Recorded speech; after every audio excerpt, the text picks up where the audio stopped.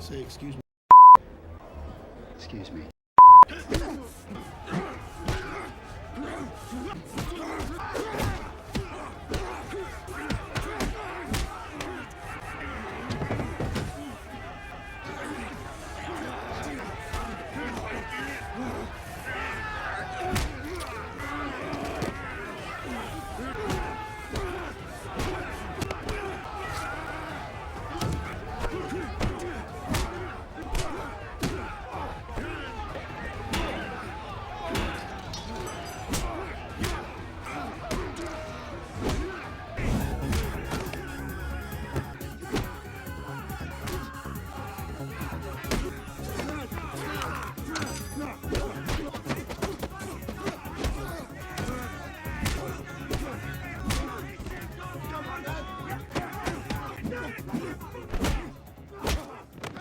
The film opens with Cain Burgess, a scarred, battle-hardened prisoner, being escorted under heavy guard to his bedridden mother's hospital room. Unfortunately, tragedy strikes the moment they step through the doors. Mrs. Burgess has just passed away. Although the lead guard insists on returning him to prison immediately, Cain refuses to leave without seeing his mother one last time. Believing the broken man poses no real threat, the guards reluctantly agree. But the moment Cain sees his mother's lifeless body, grief explodes into unbridled violence. As they exit the hospital, Cain suddenly turns on the guards, fighting his way through them with brutal force.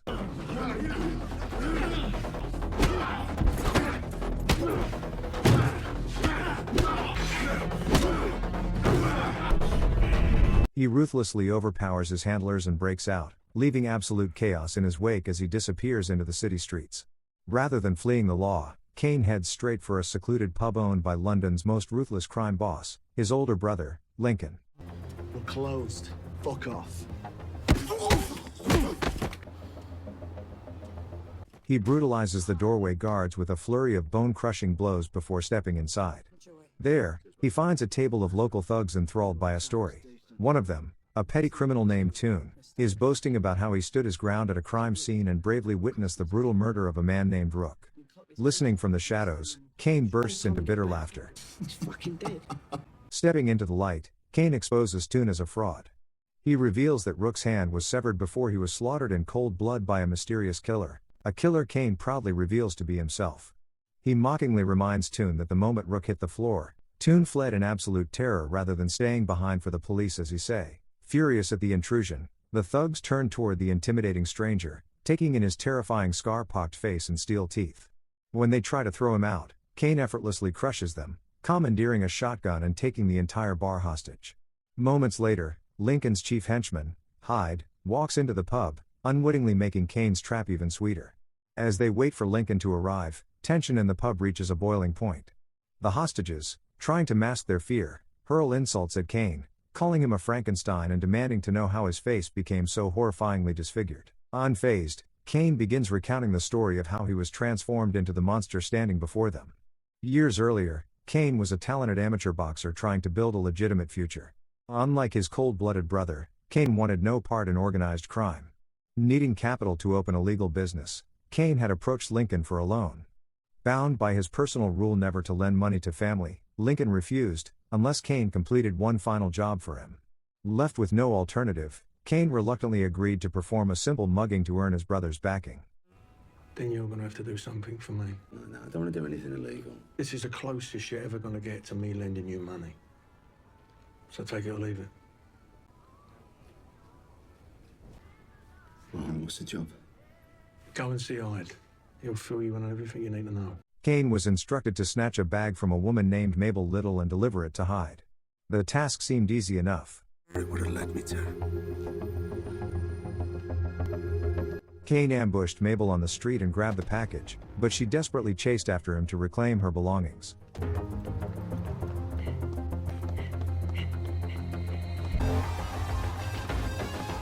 In the chaotic pursuit, Mabel ran into oncoming traffic, was struck by a speeding vehicle, and died instantly. Horrified, Cain realized too late that he had been set up for a tragic crime. The police swarmed the scene and arrested him on the spot. Cain was remanded to Belmarsh, the most violent and godforsaken maximum security prison in England. His arrival instantly triggered chaos.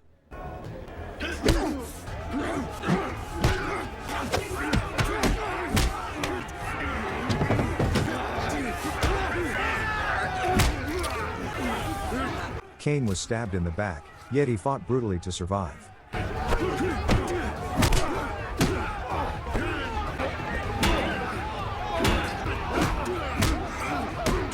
Overpowered in the end, his jaw was savagely crushed against a metal structure, leaving him on the brink of death. Through sheer luck and extensive surgery, doctors rebuilt his face, wiring his jaw together with artificial steel teeth, giving him his terrifying, monstrous appearance. As the years stretched on, Cain realized that Lincoln had completely abandoned him to protect his own criminal empire, leaving only their mother to visit him. What happened, son? Your teeth? Yeah. Why is it always you? It's not always me, Mum. Soon afterward, Cain's prison sentence begins. His world quickly descends into a living nightmare. Almost immediately, he becomes the target of relentless attacks from prison gangs determined to kill him, even though he has no idea why.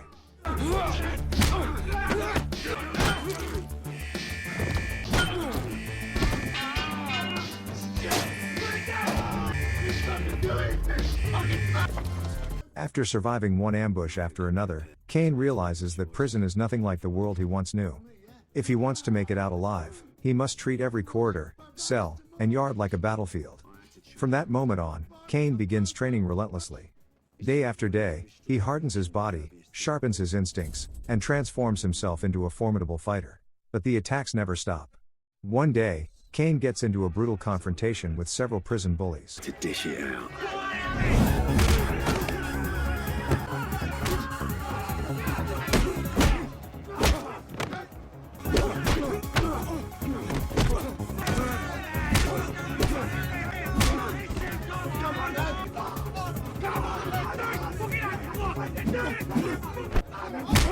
You see, the problem I had was why.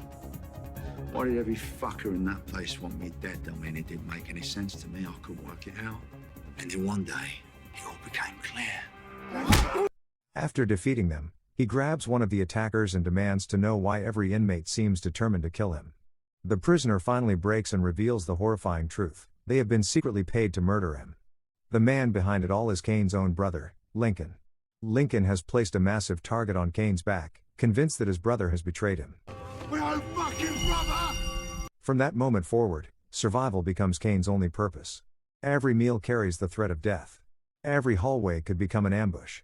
Every night brings the possibility that another assassin is waiting in the darkness. Cain endures broken bones, deep knife wounds, savage beatings, and attacks that leave him fighting for his life. Then comes an assault that changes him forever.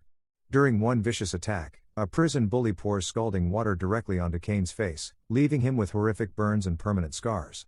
The pain is unbearable, but Cain refuses to break. Instead, the suffering becomes another layer of armor. Years pass, and the hopeful young boxer who once dreamed of living a peaceful life gradually disappears. In his place emerges a hardened warrior forged by violence. Cain masters the brutal art of prison combat, learning to anticipate attacks. By the time Cain finally leaves prison, he is no longer the man who entered those gates, replaced by a fearless and relentless fighter who has learned that survival often demands becoming more dangerous than the people hunting you.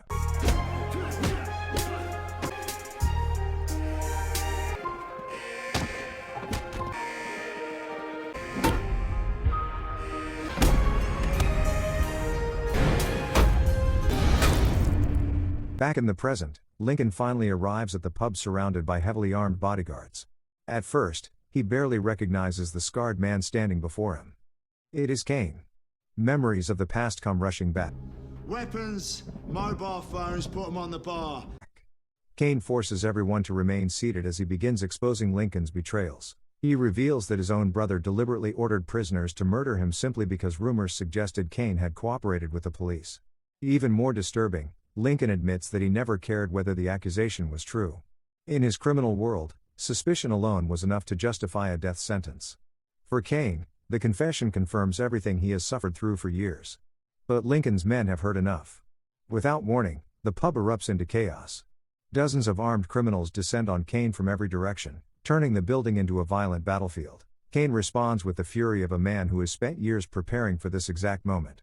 He smashes bottles across faces, snaps arms with devastating strikes, drives enemies through tables, and turns anything within reach into a weapon. Every movement is precise, brutal, and calculated. One by one, Lincoln's toughest fighters are overwhelmed. But the numbers keep coming.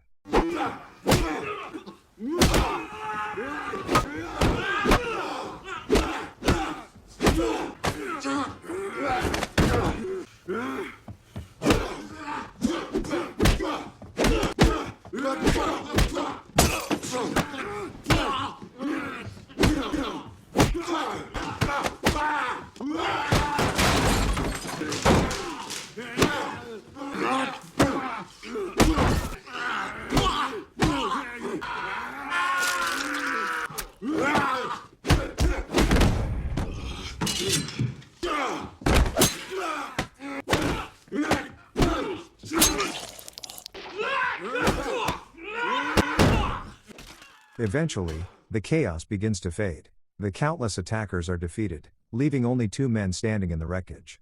Two brothers. Lincoln grabs a gun, determined to finish what he started years ago. He raises it and pulls the trigger, but the weapon only clicks. Empty. With no bullets left, Lincoln is forced into a final hand-to-hand battle with the brother he betrayed. The fight is savage and deeply personal, fueled by years of hatred, betrayal, and buried resentment. Cain finally gains the advantage. He turns Lincoln's own knife against him and delivers the fatal blow. Lincoln collapses, bringing the betrayal that destroyed Cain's life to an end. With Lincoln dead and his criminal empire collapsing around him, Cain could easily take the millions hidden in his brother's accounts and disappear forever.